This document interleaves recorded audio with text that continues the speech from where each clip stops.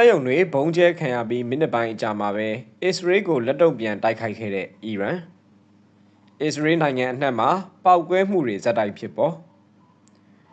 အခုလက်ရှိမှာတော့အစ္စရေးနိုင်ငံဟာအီရန်ဘက်ကနေပြစ်လွှတ်လိုက်တဲ့ဒုံးကျည်တွေရဲ့တိုက်ခိုက်ခြင်းကိုပြင်းပြင်းထန်ထန်ခံစားနေရပါတယ်ဂျော်ဒန်နိုင်ငံအမန်မြို့ကနေရတဲ့သတင်းအရဆိုရင်လွန်ခဲ့တဲ့မိနစ်ပိုင်းအတွင်းမှာပဲအီရန်ကနေဒုံးကျည်30လောက်ကိုအစ္စရေးစီပစ်လွှတ်ခဲ့တယ်လို့သိရပါတယ်ဒီဖြစ်ရပ်ကြောင့်အမန်မြို့မှာလေကြောင်းရန်ကာကွယ်ရေးအဝေါ်သံတွေစုညံသွားခဲ့ရသလိုမကြခင်မှာပဲအစ္စရေးနိုင်ငံလုံးနဲ့တတိပေးအဝေါ်သံတွေအဆက်မပြတ်မြည်ဟီးလာပါတော့တယ်ဒီအခြေအနေတွေကဒေတာရင်းတင်းမာမှုတွေကိုဘယ်အထိမြင့်တက်လာအောင်တွန်းပို့နေလဲဆိုတာကိုဆက်ပြီးလေ့လာကြည့်ကြရအောင်ပါအစ္စရေးနိုင်ငံဟာအခုလက်ရှိမှာအီရန်ဘက်ကပြစ်လွှတ်လိုက်တဲ့ဒုံးကျည်တွေရဲ့တိုက်ခိုက်မှုကိုခံနေရပါတယ်ဂျော်ဒန်နိုင်ငံအမန်မြို့ကနေရတဲ့သတင်းတွေအရဆိုရင်လွန်ခဲ့တဲ့မိနစ်ပိုင်းအတွင်းမှာအီရန်ကနေဒုံးကျည်30လောက်ကိုအစ္စရေးစီပစ်လွှတ်ခဲ့တယ်လို့သိရပါတယ်အမန်မြို့မှာလေကြောင်းရန်ကာကွယ်ရေးအဝေါ်သံတွေကြားခဲ့ရပြီးမကြခင်မှာအစ္စရေးနိုင်ငံလုံးမှာလည်းတတိပေးအဝေါ်သံတွေမြည်ဟီးလာပါတော့တယ်ဒုံးကျည်တွေဘယ်နေရာကျရောက်ပြီးဘယ်လိုထိခိုက်မှုတွေရှိခဲ့လဲတတိပေးခံရတဲ့ဧရိယာကတော်တော်ကျယ်ပြန့်ပါတယ်မြောက်ဘက်ကအထက်ဂါလီလီကဆလို့မြောက်ပိုင်းကမ်းရိုးတန်းနဲ့အလယ်ပိုင်းဒေသတွေဥပမာနာဟာရီယာတဲလ်အဗစ်ဒါအပြင်တောင်ဘက်ဆုံးကအက်ရှ်ဒေါ့အထိပါဝင်ပါတယ်အဲ့ဒီဒေသတွေကပြည်သူတွေကိုဘန်ကာရီဒါမှမဟုတ်ခိုလုံယာတွေမှာနေထိုင်ကြဖို့အကြံပြုထားပါတယ်ဒုံးကျည်တွေဝင်ရောက်လာနိုင်တာကြောင့်အထူးသဖြင့်ဗဟိုဧရိယာဖြစ်တဲ့တဲလ်အဗစ်မြို့ကြီးပတ်ဝန်းကျင်မှာကျယ်လောင်တဲ့ပေါက်ကွဲသံတွေဇက်တိုက်ကြားနေရပါတယ်ဒုံးကျည်တွေကိုကြားဖြတ်ဖျက်ဆီးနေတဲ့ပုံရိပ်တချို့တွေ့နေရပေမဲ့ဘယ်နေရာတွေကိုတိတိကျကျပြစ်မှတ်ထားတယ်ဒါမှမဟုတ်ဘယ်နေရာတွေထိခိုက်ပျက်စီးတယ်ဆိုတာကိုတော့အသေးစိတ်မသိရသေးပါဘူးအစ္စရေးစစ်ဘက်ဆိုင်ရာစင်တာအဖွဲ့တွေကနိုင်ငံသားတွေနဲ့သတင်းသမားတွေကိုသတင်းထုတ်ပြန်တာမျိုးမလုပ်ဖို့ထောင်ဒဏ်နဲ့ချိန်ချောက်ထားတာကြောင့်သတင်းအချက်လက်ရဖို့ခက်ခဲနေပါတယ်တိုက်ခိုက်မှုတွေဘာကြောင့်ပိုပြင်းထန်လာတာလဲအခုဆိုရင်ပောက်ကွဲသံတွေဇက်တိုက်ကြားနေရပါတယ်တဲလ်အဗစ်ကဓာတ်ရိုက်ထုတ်လွှင့်မှုတွေရအစ္စရေးရဲ့မြို့တော်ပေါ်မှာကျယ်လောင်တဲ့ပောက်ကွဲသံတွေအများကြီးကြားနေရတယ်လို့ဆိုပါတယ်ဒီတိုက်ခိုက်မှုတွေကအမေရိကန်ကအီရန်ရဲ့နျူကလ িয়ার စခန်း၃ခုဖြစ်တဲ့အစ္စဖာဟန်နာဒန်စ်နဲ့ဖော်ဒိုတို့ကိုတိုက်ခိုက်ပြီးနိုင်အနှဲငယ်ကြာမှာဖြစ်ပွားခဲ့တာပါ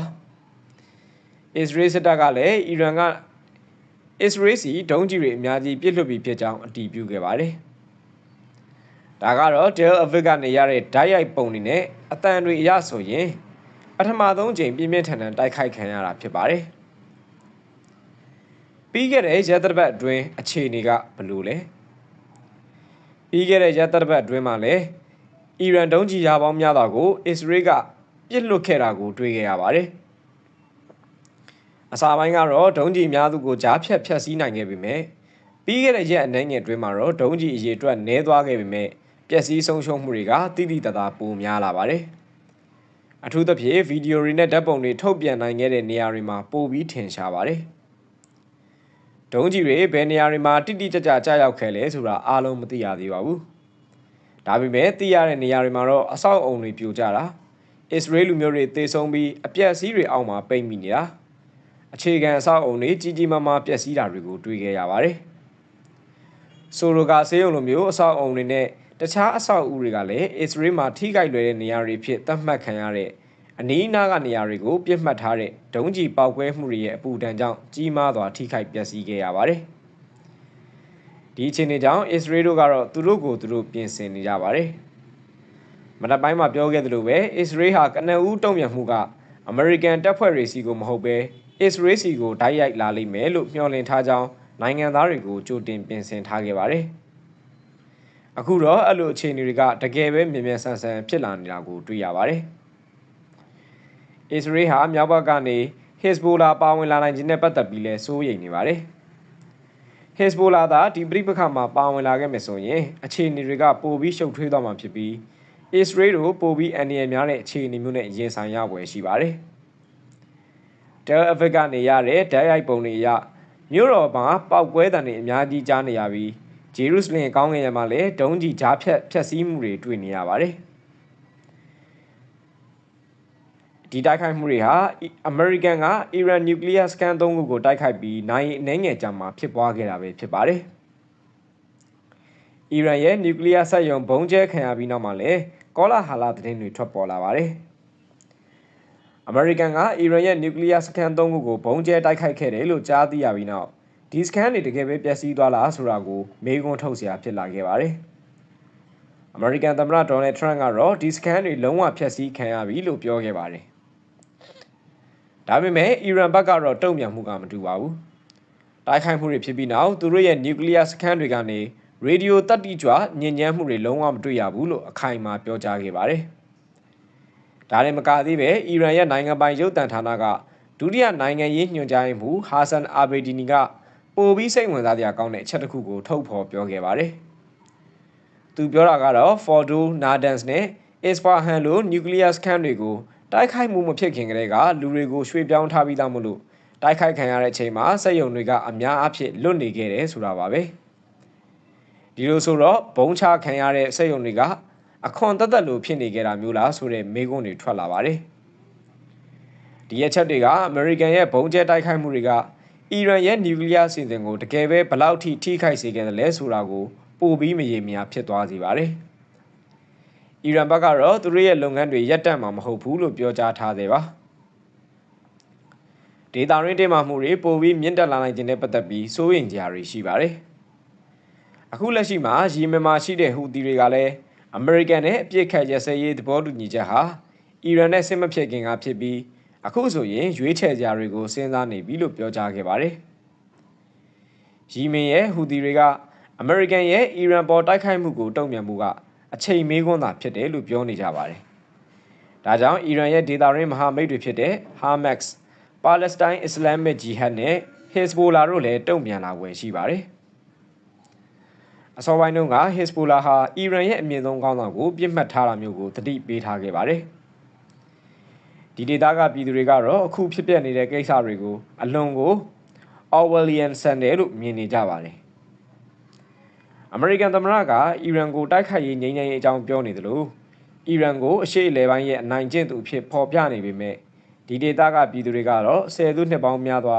ပါလက်စတိုင်း၊လက်ဘနွန်နဲ့အခုဆိုရင်စီးရီးယားတို့မှာပါအစ္စရေးရဲ့သိမ်းပိုက်မှုတွေကြောင့်မြင်တွေ့ကြုံတွေ့ခဲ့ရပြီးချစ်ရသူတွေကိုဆုံးရှုံးခဲ့ရပါတယ်။သူတို့ကဒီအခြေအနေကိုကြည့်ပြီးကိုယ်တိုင်ရွေးချယ်ထားတာမဟုတ်ပဲလုံးဝကာကွယ်မဲ့နေတဲ့အခြေအနေတစ်ခုမှာပိတ်မိနေတယ်လို့ခံစားနေရပါတယ်။